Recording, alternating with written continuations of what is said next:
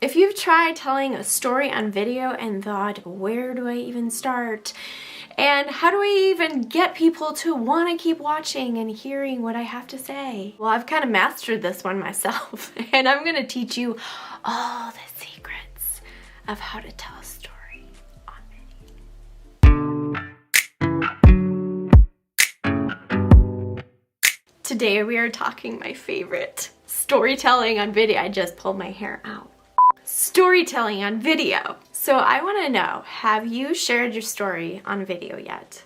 If you have, comment below with a link because I want to hear it. And smash that like button if you are ready to kill it in the storytelling department. I've been telling my story on camera for years and years, and my story has changed over time. I've shared my struggle with type 1 diabetes. I've shared my struggle with grief and losing my daughter when she was just an infant. And I also shared my entire story from start to finish, my cancer journey, being diagnosed to the day of discharge to now being cancer-free. I've been storytelling for a long time. And when I say storytelling, I don't mean reading from a book or something. No, telling your story. Telling somebody else's story, telling something that you're really, really passionate about. Maybe your story is your business. Maybe your story is the reason why you started creating headbands or something and started selling them. And like,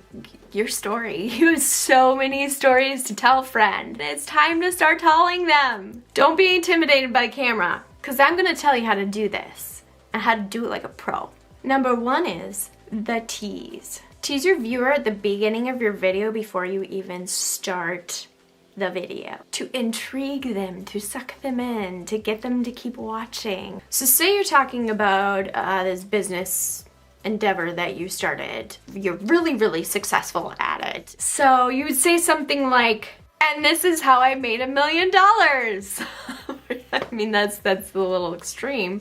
Wouldn't we all love to say that though? Or something like, this was the secret sauce to get people to buy my product, or whatever. Like suck them in, get them intrigued. Number two is your hook. Now, I've talked about the hook before. If you haven't watched my hook video, you can watch it right here after we're done with this video. But the hook is what sets up your entire video. It tells the viewer exactly what to expect and what to learn about you or about your business by the end of the video. By the end of this video, you will have learned how to tell a story like a boss. I can't take myself seriously when I say boss. By the end of this video, you will have learned how to tell a story like a boss on video. Something like that. Give them a reason to watch. Number three is my favorite. Ow. There's a lot of things going wrong with this video today. Editing! The power of editing, because I could have edited out the elbow smash, but I didn't because it just proves my point.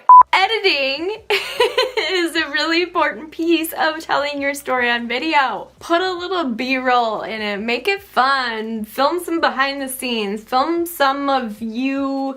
Say you have a headband business. It's the thing that I thought of today. We're going with it. So you have a headband business and you're filming some what we call B-roll. You have the camera panning with you know, stretching out these headbands or making these headbands or tying these headbands or packing them, putting them in boxes and or bags or, you know, shipping labels. And like, what do you do in your business? What do you do in your day-to-day that you could film? Show people what you do and how you do it. But if you're telling a story, say like my cancer journey, maybe you would film some B-roll of taking your camera with you to the hospital and actually showing them some of the stuff that goes on during treatment. I shared every single one of my cancer treatments. I took my camera with me. And I shared every single treatment with you guys on YouTube. If you want to watch that playlist, I'm gonna put it up here of every single cancer. You can just binge watch. Just go just a whole day. You can just watch them. Other things with editing, like your branding, your graphics and sound effects. These are the things that make it really fun and intriguing and interactive to watch. When you put movement, editing Becky, put in some movement, show the people what I mean by movement. Like, just make it fun to watch. Put your personality into it, laugh at yourself, show the outtakes, like, just make it fun for people. Make it look cool. Putting like a graphic up and taking people through different steps of your story. You do so much with editing and make it so entertaining for people. This is why I love editing, and this is why I am a video editor. Because it's fun for me to make video fun. Okay, now number 4 is something that a lot of people miss, and I feel like this is the most important part of telling a story on video. Tell your story like your best friend is watching in front of you. They're just sitting right in front of you on the couch or on another chair, right in front of you, and you're just talking to them. I've said this before. Your camera is a person, is your best friend. You're talking to your best friend. This little circle right here is my best friend's eyeballs. Comment below, what's your best friend's name? Print out a picture of your best friend, stick it right on top, like on top of your lens. Actually, that's a really good tip. Maybe I should start doing it. Thought it up on the spot. So the part of the video where you're telling your story, this is what people call the meat of your video. Or what I would, I guess, call it the seitan of your video, or the tempeh of the video. I'm vegan. I don't eat meat. Don't talk like you're talking to a camera. Don't talk like you're talking to a screen. Talk like you're talking to your friend, because people will actually listen then, because they're like, man, I can really relate to this person. I like this person. I'm gonna listen to this person. I feel like she's talking to me. You want your viewer to feel that way. Make them feel that way. Number 5, wrap it up and take away. Wrap it up with some final takeaways, or tell the people what your favorite part of the experience was, or what you learned from that experience, or what you learned from starting your business. Walk away so motivated, or maybe you even changed their perspective on something. Inspire the heck out of the people with your story.